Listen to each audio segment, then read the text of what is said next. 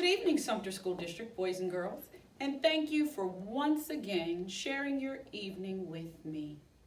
Today, I have joining me another Sumter School District employee, Mr. Samuel Myers. He is the Executive Director of Operations. He's the person that makes sure our schools are equipped with adequate temperature and that you're in an environment where you can learn. And so today, we will read to you Dream Big. This is the story about Michael Jordan and the pursuit of excellence. And I know many of you pursue excellence, particularly now while you're engaged in an alternative pathway to learning using online resources. This book is written by Dolores Jordan, and it is published by Scholastic, with whom we have permission to share with you.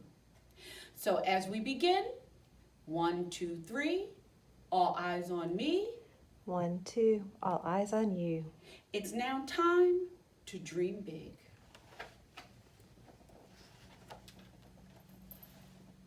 Schoolwork always came first, but whenever he could, Michael played, dreamed, and lived basketball.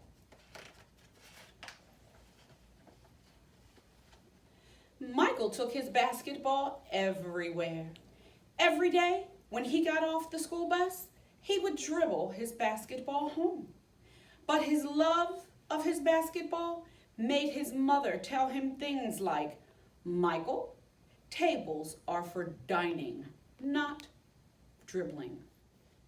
Or, Michael, you may not play with your basketball in the house. And Michael, put your ball down and concentrate on your homework.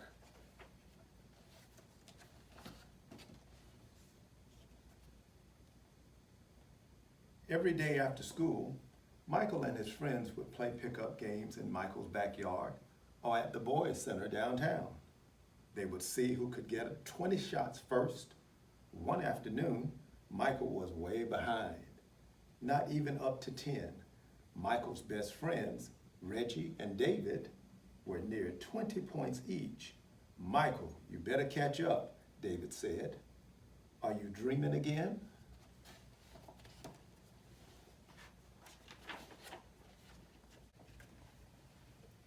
Michael and his friends often talked about what they wanted to be when they grew up. Reggie wanted to be an astronaut, and David wanted to be a pilot. Michael dreamed of playing basketball, maybe even in the Olympics. "David, do you think I'll make the team when we get to high school?" "Michael, you love the game. The more you play, the better you'll be," David said. "It's like Coach tells us. You just need to work hard and keep practicing."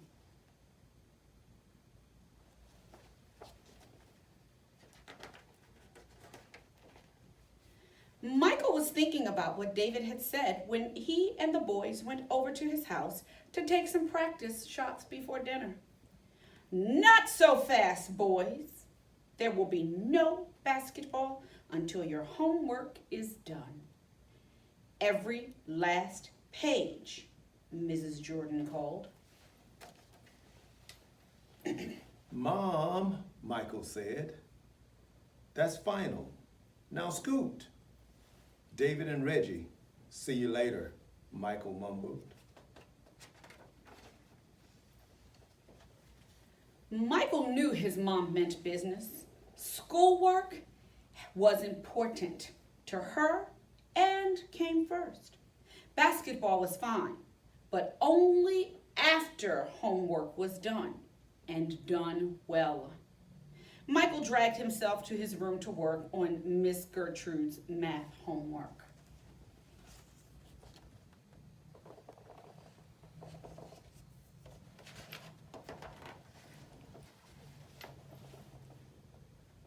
At school that week, all the talk was about the Olympics. The U.S. basketball team was playing in Germany, and everyone was following it. "I want to play basketball, not watch it on TV," Michael told his friends. Michael thought it would be so exciting to play for the U.S. Olympic team. He dreamed of it.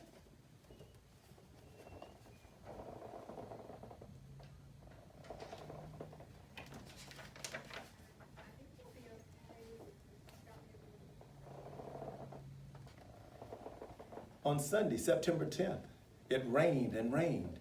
Michael was stuck inside, so he watched the Olympics on TV with his brothers, Ronnie and Larry. The United States was playing basketball against Russia. It was the most exciting game Michael had ever seen, with a final score of 50-51, a loss for the United States.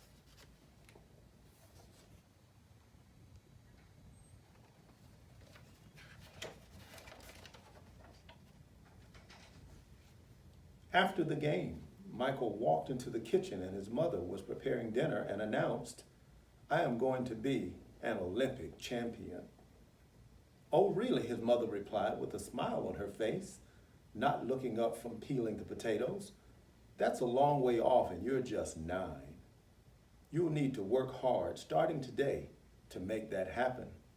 His mother wondered if Michael had any idea of all of the effort it would take to even get to try out for the team. Dreaming is good, but dreaming is for dreamers. It's one thing to want to play in the Olympics. It's another thing to do something about it, she told her young dreamer. "Mom, I am a dreamer, but I am a winner too. You better get busy then. You'll be old enough to try out before you know it."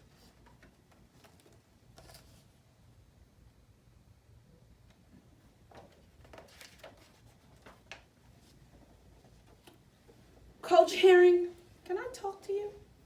Coach had always given Michael a high five in the hallways, but still it had taken Michael weeks to get up the nerve to speak to him. "I really want to play on the Olympic team. What can I do to get there?" To start, you'll need to try out for the middle school team. It's a lot of pressure and will be a lot of work, but nothing like the pressure in the Olympics. Can you handle it? I mean, deep down, can you handle it, and do you really want it? "I promise to work my hardest and make it happen," Michael answered. Michael was ready to play for his country in the Olympics and would do whatever he needed to do to get there. "Well, son, with hard work, anything is possible. Make sure you keep that promise to yourself."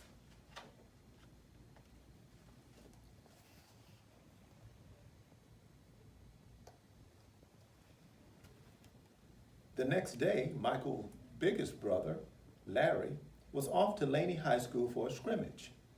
"I can't promise you any playing time, but why don't you come and sit on the bench and watch? Maybe you will pick up some pointers and learn some new plays," his brother said. Michael noticed that he was now up to Larry's shoulder. He had grown, and so has his dream. It was time to do something about it. Larry's team was leading by 6 points when Michael was called in. Larry passed the ball to Michael, who passed it right back. Michael began to imagine himself on the Olympic team. He could see it and feel it. The ball was passed to Michael. Michael had a mean long shot, and he shot right over the head of the tallest boy on the other team. He sunk it.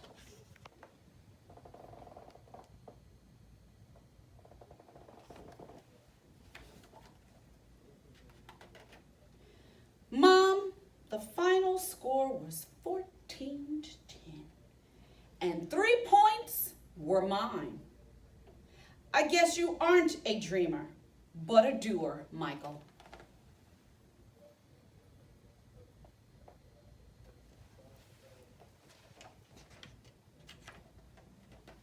And Michael never gave up after that game. Not for a day. Even when he was cut in the tryouts for high school basketball, he just practiced harder and harder. Michael's big dream grew just like he did. In the 1984 Olympic Games in Los Angeles, Michael Jordan became an Olympian for the United States basketball team and won his first gold medal. Somehow he knew when he was only 9 that this is what he would be. It all started during the pickup games on the blacktop with his friends. Michael never gave up. A giant step? No. A series of small steps, day after day after day? Yes. Michael's big dream came true. So dream big and work hard, and your dream might come true too. And that's written by Dolores P. Jordan.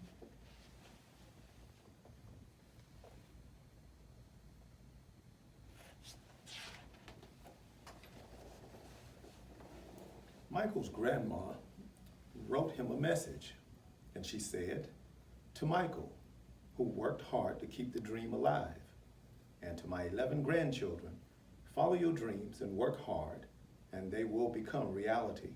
Love you always, Grandma."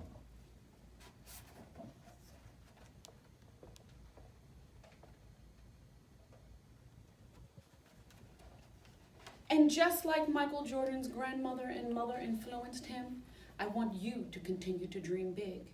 Remember, every day is a new day, and I need you to take advantage of every day by making sure you stay focused. Just like Michael Jordan's mother says, we love you, and we know you're not dreamers, but you are doers. Thank you for joining us again. Thank you, Mr. Myers, for taking the opportunity to read to our children, and we wish you all the happiest of dreams this evening. Good night.